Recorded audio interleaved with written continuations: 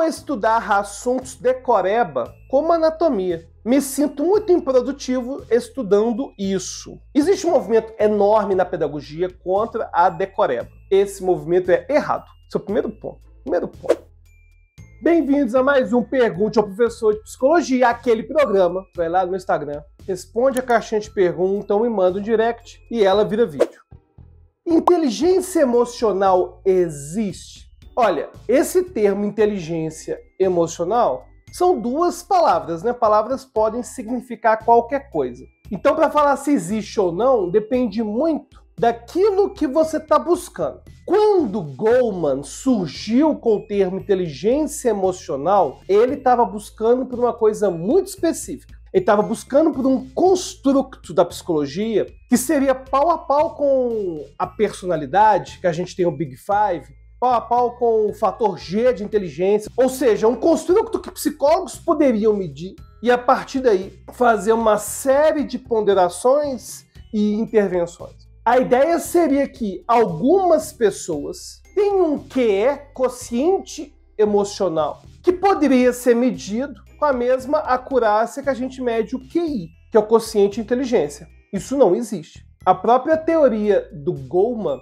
ela não foi confirmada. Os testes que foram desenvolvidos para a inteligência emocional ou são testes que medem o QI de forma disfarçada, ou são testes de personalidade. E ainda tem um outro viés complicado para falar de um quociente emocional, que é o que significa agir emocionalmente de forma adequada para poder avaliar num teste. Às vezes, uma explosão emocional é o que você precisa para deixar alguém no lugar dela e você no seu lugar. Então é muito complicado essa questão de definir o que é reagir de forma emocionalmente correta, e esse construto de inteligência emocional, ele não se confirma cientificamente. Agora, tem muitos profissionais, inclusive profissionais sérios, que vão usar o termo inteligência emocional, mas numa pegada mais de senso comum, ou seja, com a ideia de que inteligência emocional é eu saber fazer uma boa gestão das minhas emoções. Aí se você chama inteligência emocional de saber fazer gestão emocional, aí é claro que existe. É eu aprender técnicas de respiração para quando eu estou ansioso, é eu aprender alguma técnica de visualização ou de mapeamento de sentimentos ao longo do dia, de emoções, para poder saber como que eu deveria reagir de acordo com aquilo que eu acho importante. Observa que é muito subjetivo, né, saber como que deveria ser a nossa reação emocional. Então, quando as pessoas falam de inteligência emocional, elas não estão pensando em psicometria, elas não estão pensando no Goleman. Geralmente, o que está passando na cabeça delas é como fazer uma boa gestão da minha emoção e ser menos reativo. Se você considera que ser menos reativo, mais ponderado e saber fazer uma boa gestão emocional é inteligência emocional, beleza. São duas palavras que podem significar qualquer coisa. Agora, academicamente falando, o termo inteligência emocional faz referência a um construto, que seria até mesmo um construto supostamente rival do QI e que poderia ser medido, usado em pesquisa e tudo mais. Isso não se confirma, não. Existem na internet sons com o objetivo de causar alucinações, similar a algumas drogas? Isso é realmente possível? Olha, isso aí tá rondando a internet há muito tempo. A primeira vez que eu vi isso foi no início dos anos 2000, primórdios da internet, e chamava iDozer.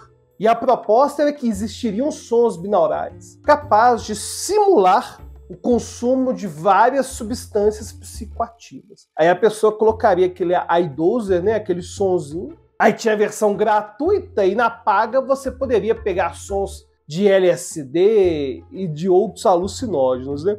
É claro que isso é uma balela. Agora, quando eu digo que é balela, nem estou dizendo da alucinação, não. Estou dizendo desse mecanismo de ação do som binaural ou desses iDozers. Porque é óbvio que pessoas podem alucinar mediante sugestão. Eu não preciso de iDozer para isso, não. Você já fez isso essa semana. Você já alucinou várias vezes essa semana. Um exemplo, você está lá, de boa no seu quarto, escuta alguém te chamando. Aí você vai olhar, pergunta pro seu pai, pra sua mãe, não, te chamei não. Ou seja, a sua expectativa de que alguém poderia chamar faz você escutar um som que não existe. Ou você tá com o celular no bolso, esperando uma ligação, você chega a sentir ele vibrando, tocando, você olha, não é ninguém. Ou seja, pessoas podem alucinar devido à expectativa. E é claro, né? Se a pessoa paga um aplicativo desse, ela tem muita expectativa de que algo fantástico vai acontecer e pode acontecer. Só que está acontecendo pela expectativa, não está acontecendo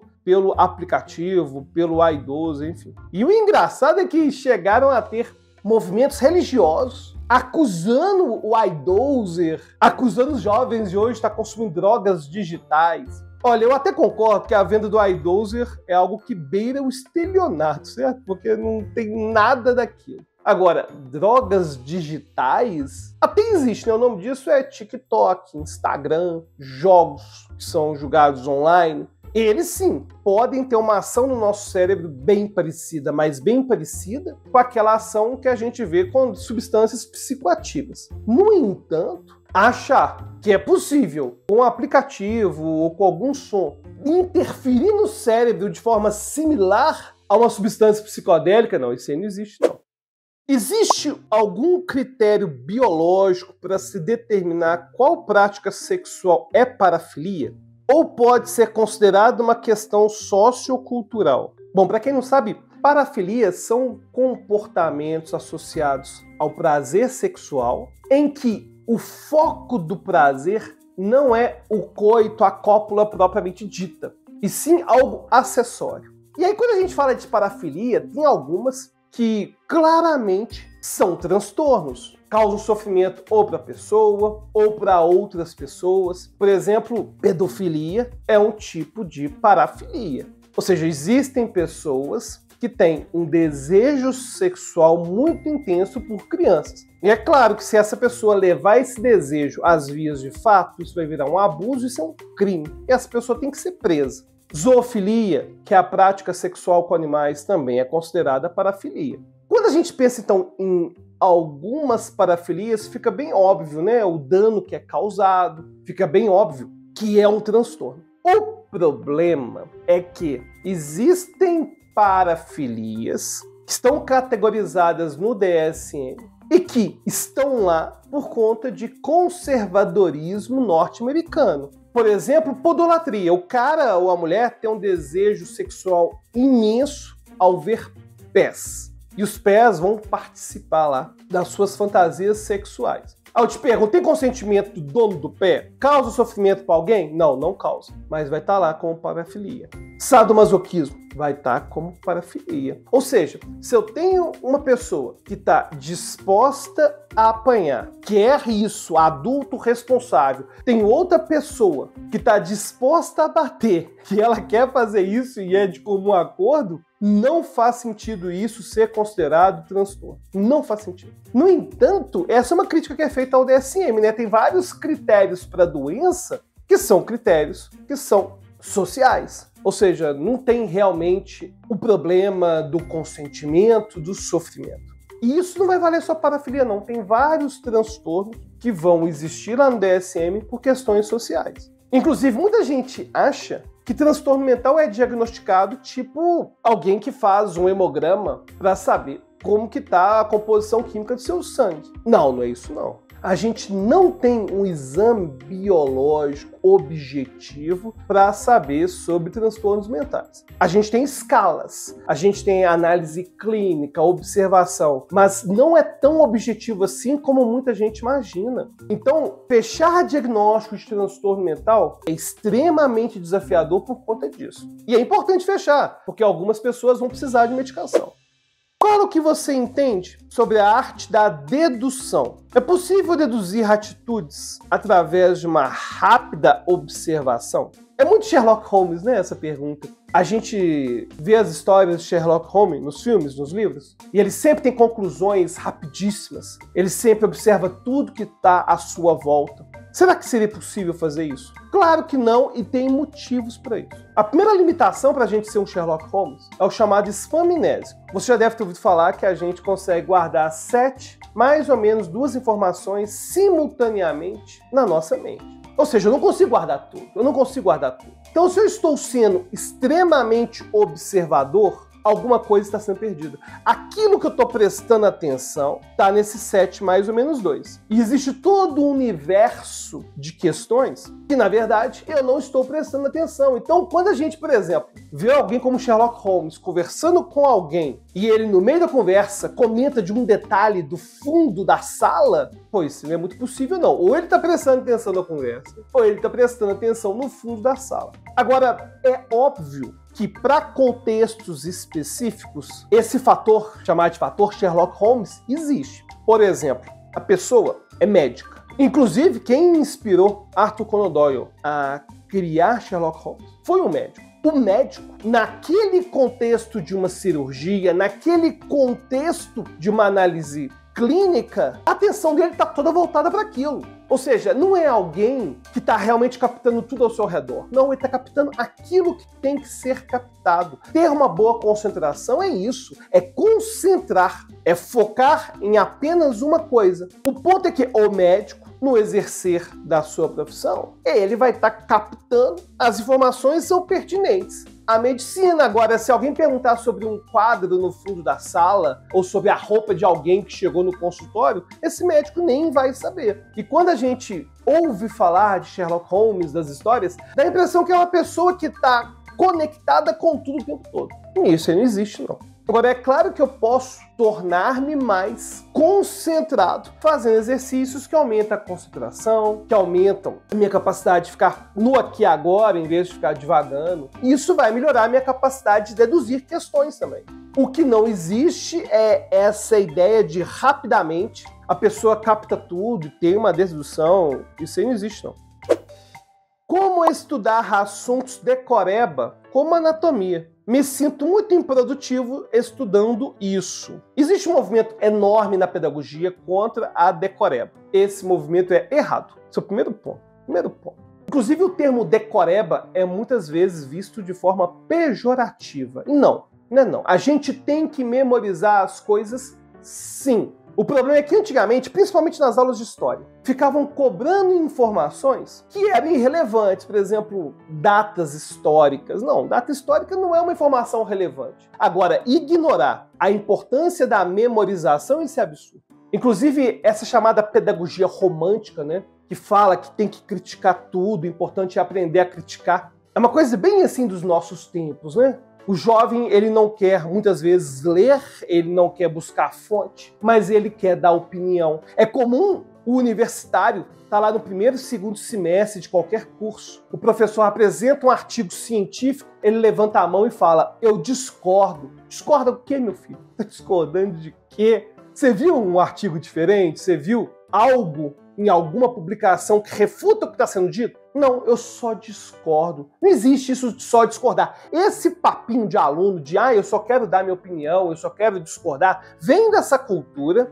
principalmente aqui no Brasil, né? Porque na China não é assim, não. Na China não é assim, não. Essa ideia de que não tem que memorizar nada. Cara, vai lá na China, vai na Coreia, vai no Japão, vê se isso acontece. Não. A gente não consegue ter pensamento crítico sobre informações que não estão previamente memorizadas. Então, a decoreba é importante sim. O que não pode fazer é utilizar a decoreba para substituir entendimento. Tem gente que fala, não, eu não quero decorar, não, eu quero só entender. Como que você vai entender sem ter armazenado alguma coisa? Não existe isso. E até mesmo na anatomia vai ser essencial guardar essas coisas todas. Ou seja, não faz sentido sentir-se improdutivo guardando informações que vão ser importantes na sua prática profissional. Agora, como que eu memorizo os elementos da anatomia? Por que memorizar anatomia acaba se tornando mais desafiador? Tem um motivo, porque são dados desconexos. O que são dados desconexos? São dados que eu não consigo memorizar em um contexto. Por exemplo, no direito, mandado de segurança, prazo é 120 dias. De onde veio essa informação? Qual que é o raciocínio por trás desses 120 dias? Nenhum, é um dado arbitrário, é um dado desconexo. Dados arbitrários e desconexos, eles causam desconforto quando a gente vai aprendê-los. Eles causam desconforto por quê? Simples. Eles causam desconforto porque a gente não consegue aprender em meio ao contexto. Memorizar em meio a um contexto é muito mais fácil. É muito mais fácil eu memorizar, por exemplo, os estados do Brasil numa sequência geográfica, por exemplo, começando do sul e indo até o norte ou do norte até o sul, do que pegar de forma aleatória cada um de uma região diferente. Ou seja, os dados desconexos têm esse problema. Agora, pensa como que pessoas no dia a dia aprendem dados desconexos. Vendedor, por exemplo. O vendedor frequentemente sabe código de produto. É um dado desconexo. É desconexo igual os nomes dos músculos dos ossos na anatomia. Porque caixa de supermercado frequentemente sabe vários códigos de cor também. Por que ele memorizou aquilo sem que ele tenha feito um esforço? Isso se chama repetição espacejada. Se você faz repetições com intervalos grandes entre elas, ou seja, o vendedor todo dia olha um pouquinho os códigos, ele acaba aprendendo, acaba memorizando. Então, o primeiro segredo para memorizar dados desconexos é conseguir fazer repetições que têm espaço entre elas. Agora, um outro segredo para conseguir memorizar essas informações é você buscar algum tipo de mnemônico. Na anatomia, você já viu um monte de mnemônico, um monte de rima. São recursos para memorizar dados desconexos. Muita gente vai criticar o mnemônico na mesma linha que criticam a decoreba, dizendo: ah, mas eu decorei a musiquinha, mas não sei usar. A musiquinha, ela é para poder resolver o problema do dado que é desconexo. Vou aprender o nome de um músculo, de um osso. Que raciocínio que eu tenho por trás disso? Nenhum. Não tem raciocínio nenhum, não é? E a musiquinha vai acelerar o tempo que eu poderia ter de repetições aí com o passar dos dias. No entanto, não tem solução mágica. Se você não conseguir fazer um mnemônico, e nem sempre a gente consegue fazer mesmo, vão ser repetições espacejadas. Inclusive, tem uma estratégia de estudo chamada flashcards. Você cria pequenos cartõezinhos, coloca uma informação de um lado, a resposta do outro, e fica andando com essas informações no bolso. Aí você pode fazer as repetições ao longo dos dias. Tem um aplicativo gratuito, Enki, que faz isso também. Então, a única forma de você decorar essas informações de anatomia, do direito, que são dados desconexos, é com repetições espacejadas. É fazer repetições, repetições, repetições, aplicações, fazer exercício, tudo isso vai ajudar. Agora, não existe atalho. O máximo que você pode fazer é aprender algum mnemônico, alguma musiquinha que vai acelerar sim esse processo de memorização. Mas não é algo que vai dar para usar sempre. E aí, respondi sua dúvida? Respondi. Que beleza. Se eu não respondi, vai lá no meu direct, manda a pergunta de novo se eu não tiver respondido e você já tiver me mandado. Me segue e a gente se vê nos próximos vídeos. Até a próxima.